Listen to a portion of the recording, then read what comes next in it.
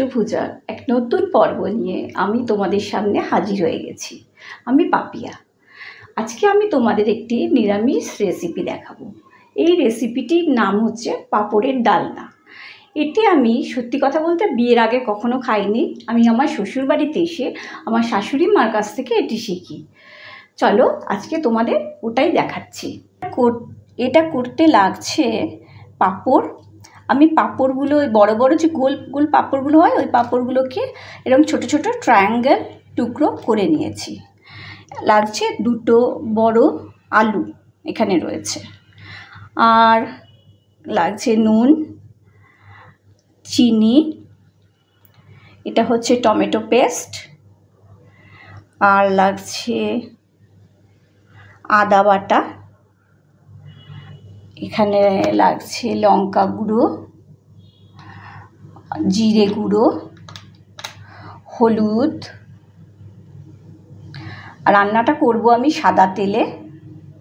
আর লাগছে শাহি গরম মশলা, আর ফোড়নের জন্যে লাগছে একটু সাদা জিরে অল্প পরিমাণ, আর তেজপাতা। চলো এবার দেখাই। দেখো গ্যাস জ্বালিয়ে নিয়েছি, ননস্টিক বসিয়ে নিয়েছি। এবার এতে সাদা তেল দিয়ে দিচ্ছি। এইবার তেলটা একটু গরম হোক।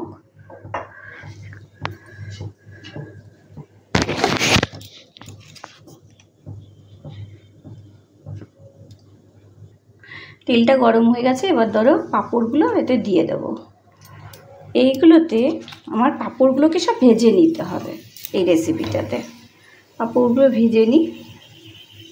পাঁপড়গুলো সব ভেজে নিয়ে তারপর তুলে নেব, তারপরে দেখাচ্ছি তোমাদের কি করতে হবে। আচ্ছা, এবার দেখো পাঁপড়গুলো আমি সব ভেজে এই যে তুলে নিয়েছি, সব ভাজা হয়ে গেছে। এবার এতে ননস্টিক আর একটু তেল দিয়ে দিলাম, আর তেলের মধ্যে এবার জিরে ফোড়ন দিয়ে দিচ্ছি, আর তেজপাতা যে ছিল তেজপাতাটা ফোড়নে দিয়ে দিলাম।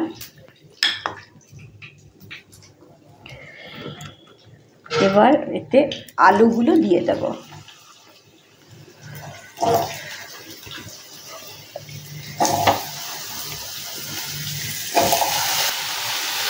এইবার আলুতে নুন দিয়ে দিলাম, তো হলুদ দেব,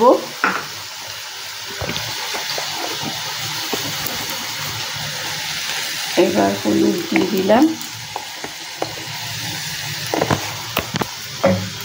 এবার একটু ভাজবো এটাকে, আলুটাকে একটু ভাজা ভাজা হোক, তারপরে দেখাচ্ছি কী হয় করব। এবার দেখো ওখানে আলুটা ভাজা হচ্ছে, আমি ততক্ষণ তোমাদের এখানে মশলাটা বানানো দেখিয়ে দিই। এখানে আমি 2 চামচের মতো আদা বাটা নিলাম, আর এখানে 1 চামচের মতো জিরে গুঁড়ো, আর 1/2 চামচের মতো লঙ্কা গুঁড়ো এটা নিলাম।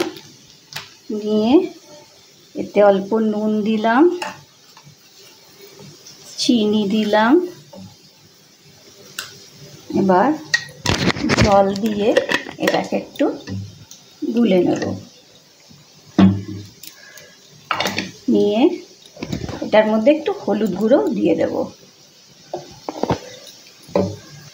এবার দেখো এটা একটা পেস্ট বানিয়ে নিলাম। এবার আমি যে ননস্টিকে আলু বসিয়েছিলাম সেটা ভাজা হয়ে গেছে। এবার এই আলুতে এই মশলাটা দিয়ে দিলাম আমি।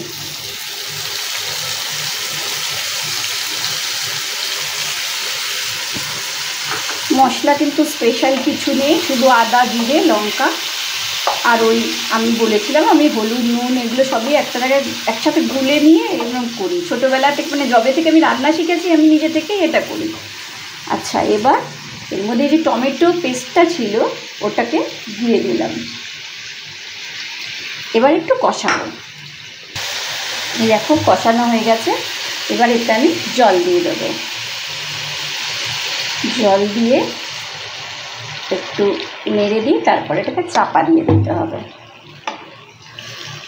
তারাও একটু মনে হচ্ছে জল লাগবে, কারণ আলুটাও তো সেদ্ধ হবে আর পাঁপড়গুলো এর মধ্যে দিতে হবে।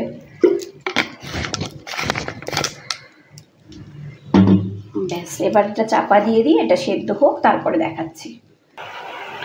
এই দেখো মানে ঝোলটা প্রায় হয়ে এসছে। এবার এর মধ্যে এই পাঁপড়গুলো দিয়ে দেব, ভাজা পাঁপড়গুলো দিয়ে দেব, দিয়ে এগুলো একটু মিশিয়ে নিই। এটা যেন পাঁপড়গুলো যেন ঝোলে ভালো করে ভিজে যায়, এরকম দেখতে হবে। হয়ে গেলে তারপরে একটু শাহি গরম মশলা দিয়ে এটা নামিয়ে দেবো। এই দেখো হয়ে গেছে। এবার আমি একটু শাহি গরম মশলা দিয়ে দিলাম, ব্যাস গ্যাসটা বন্ধ করে দিলাম, আমার রান্না কমপ্লিট। এই দেখো পাঁপড়ের ডালনা তৈরি হয়ে গেছে। এটা নিরামিষ একটা রেসিপি এবং ভালোই খেতে রেসিপিটা। নিরামিষ রান্না নিয়েই তো আমাদের চিন্তা করতে হয়, মাছ মাংসটা বরং অনেক সহজে করা যায়। তো এই রেসিপিটা তোমরা করে দেখো, কেমন লাগে বলো। আর যদি ভালো লাগে আমার চ্যানেলটাকে একটু সাবস্ক্রাইব করো, শেয়ার করো, লাইক করো, আর অবশ্যই কমেন্ট করো। চলি।